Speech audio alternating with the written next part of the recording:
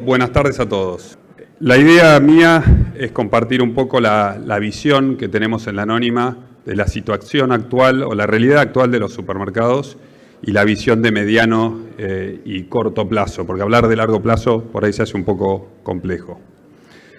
Para eso creo que es interesante ver de dónde venimos, qué nos pasó a los supermercados en los últimos 20 años.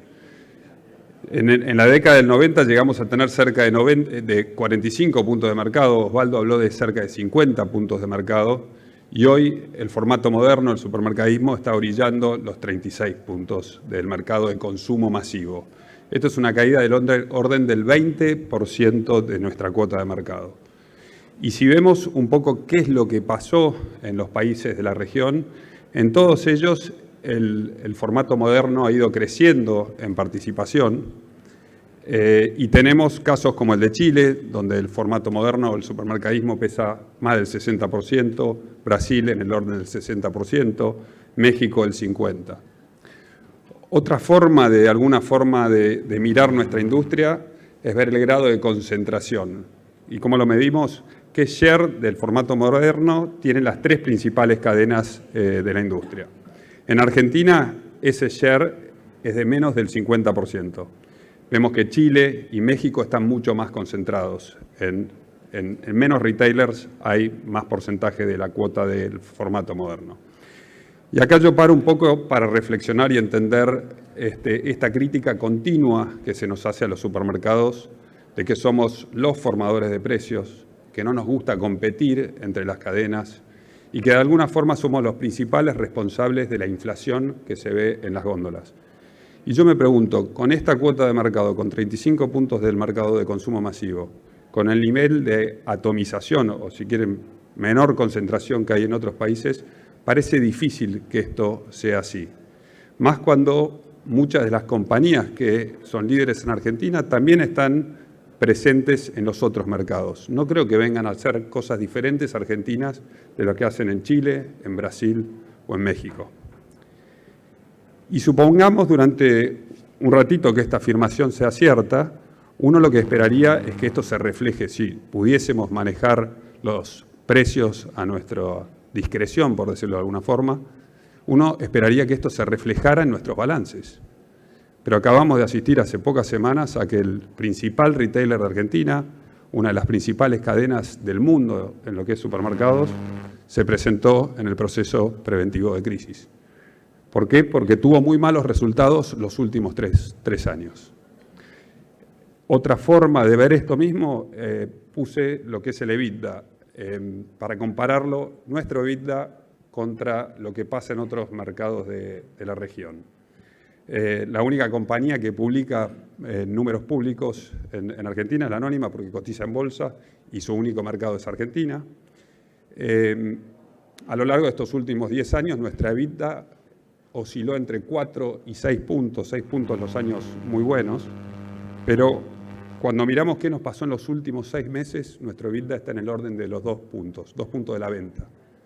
Y si miramos qué pasa en una cadena de retail o en las cadenas de retail de la región, un EBITDA bueno a muy bueno oscila entre 6 y 8 puntos de la venta. O sea que la diferencia es muy grande. Mi conclusión acá es, si realmente manejamos los precios, como se dice, lo estamos manejando en forma muy poco inteligente.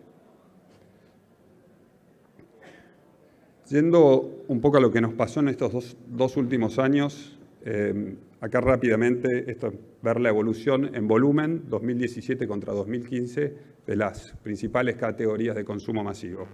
Acá vemos como el canal tradicional, los almacenes, caen cerca de un 9%, los mayoristas en sus ventas a consumidores finales, pero partiendo de una base chica, crecen en el orden del 30%, los self-independientes o los autoservicios independientes crecen caen un 6%, y las cadenas caemos cerca de un 9%.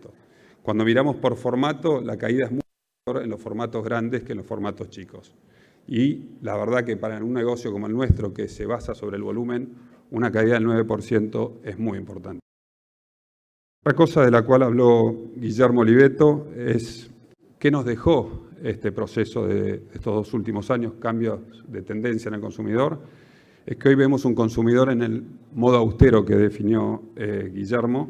Es más inteligente, selectivo, está abierto a visitar otros canales, ejemplo el mayorista.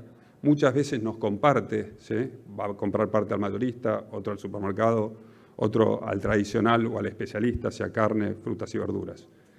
Las compras por proximidad crecieron y claramente también hay una tendencia de mayor consumo de marcas propias.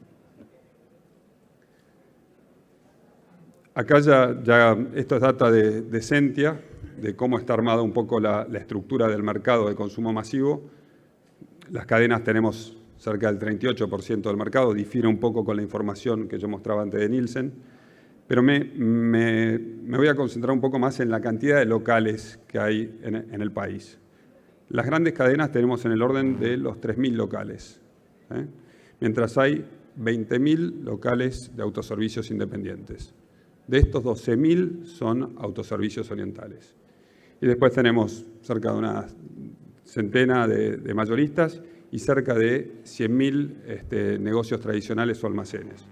Entonces, también a veces se dice hay que democratizar el comercio o los monopolios, y la verdad que justamente en el negocio de venta o de comercio de alimentos parece haber muy pocas barreras de entrada. Yo diría que está hiperdemocratizado nuestro negocio.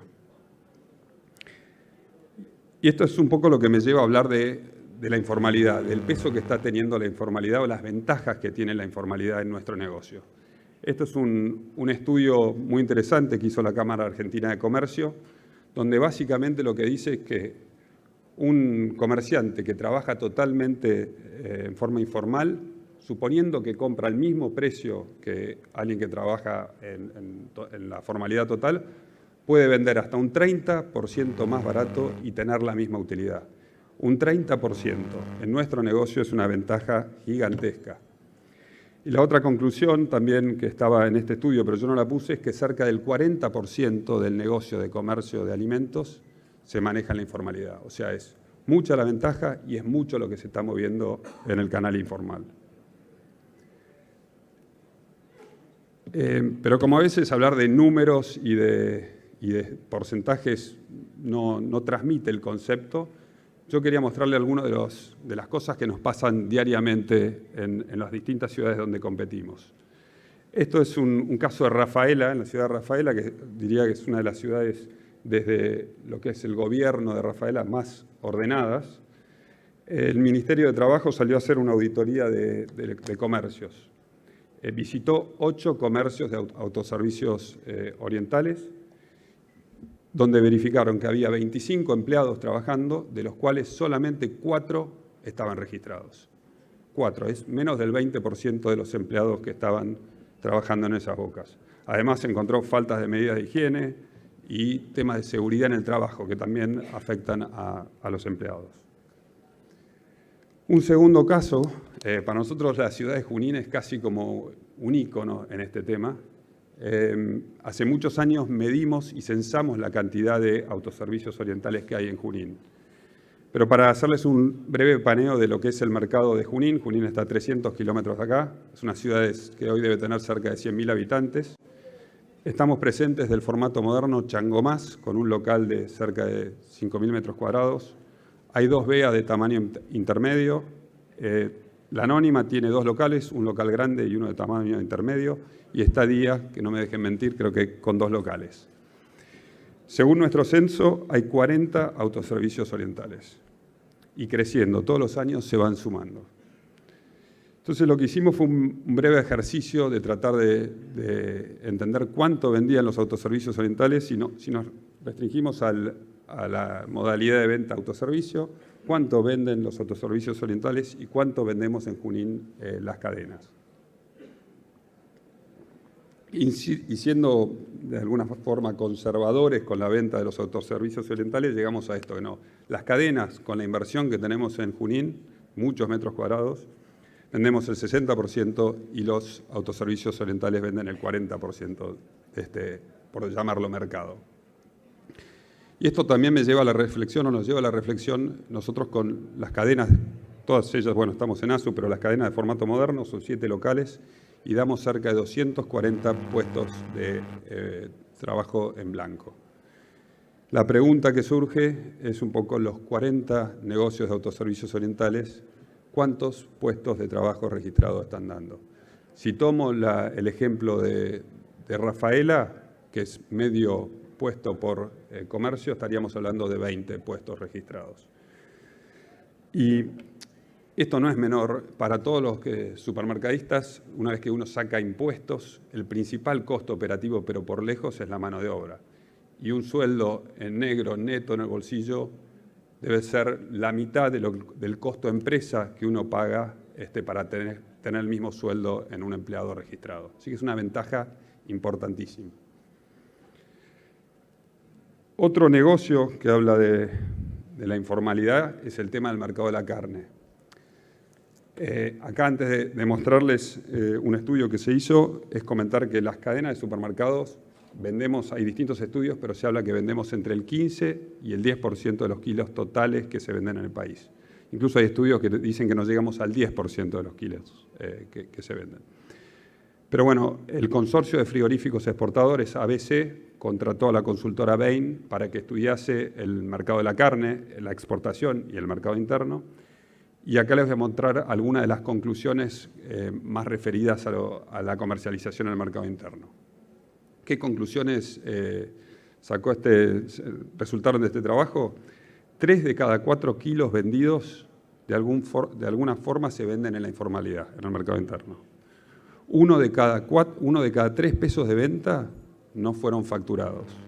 Y hay un nivel de evasión del orden del 50% en toda la cadena de la carne. Esto al año le cuesta al fisco $1.000 millones. Como decía Gustavo Lopetegui antes, esto es lo que le cuesta al fisco, pero por otro lado es la ventaja que tienen los que se manejan en la economía informal contra los que trabajamos en la economía formal. Y es una ventaja gigantesca. La otra gran conclusión, desde mi punto de vista del mercado referido al mercado interno, es el tema del doble estándar sanitario. Como por ahí no todos lo saben, pero hay un estándar sanitario para los frigoríficos de consumo y otro para los frigoríficos de exportación. El estándar sanitario para los frigoríficos de exportación es más exigente, hay normas de calidad más altas. Mi primera pregunta es por qué un consumidor de Argentina tiene que comer una carne con un estándar sanitario a un consumidor de Europa. Me cuesta entenderlo. Pero al margen de eso, lo que pasa es que hay mucha informalidad en la industria frigorífica e incluso los frigoríficos de consumo no cumplen con el estándar sanitario de consumo. Esto se ven deficiencias de frío, de buenas prácticas de manufactura, de controles, de análisis que hay que hacer en la carne. Y un reflejo de esto es, como algunos de ustedes saben, el síndrome urémico hemolítico. Uno de los vectores a través del cual se transmite, es una enfermedad que sobre todo afecta a los chicos de baja edad, se transmite a través de la carne. Y el estudio lo que muestra es que en términos relativos, no en términos absolutos, Argentina tiene 7 veces más casos de síndrome urémico hemolítico que Uruguay. Entonces esto es un tema también de salud pública. A veces la informalidad pone en riesgo la salud del consumidor. Por este tema es que analizamos, bueno, nosotros cuánto invertimos en lo que llamamos seguridad alimentaria.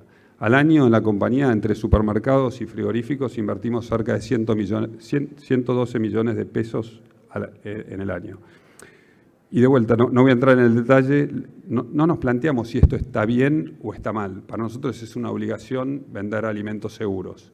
El tema está en cumplir con todas estas normas y muchas veces al lado de nuestros locales o a cuadras tener mercados que se manejan de otra forma. Eso también es una competencia muy desleal.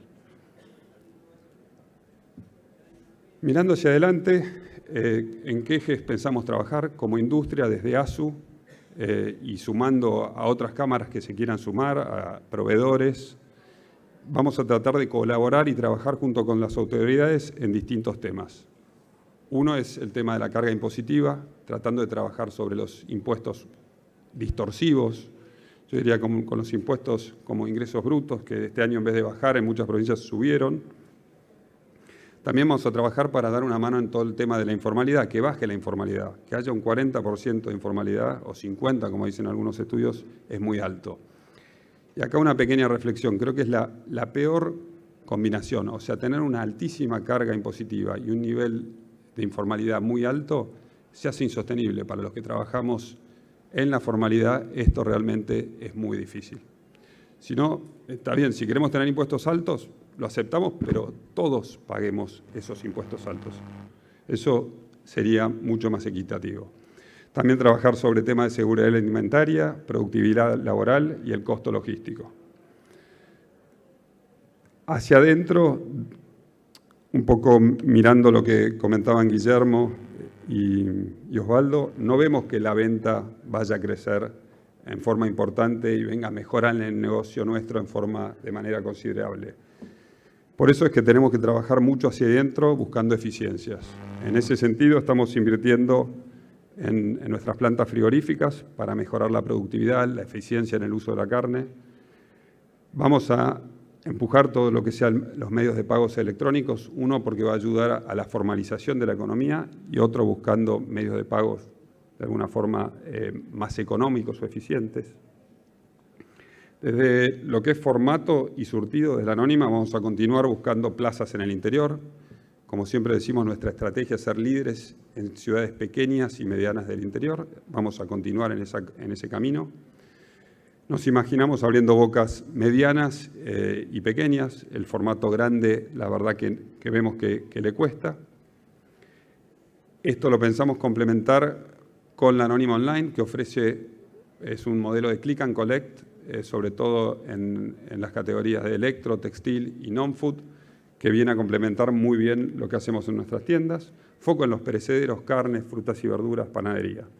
Y obviamente tenemos una marca propia muy fuerte y la vamos a seguir creciendo de la mano de lo que están solicitando nuestros clientes.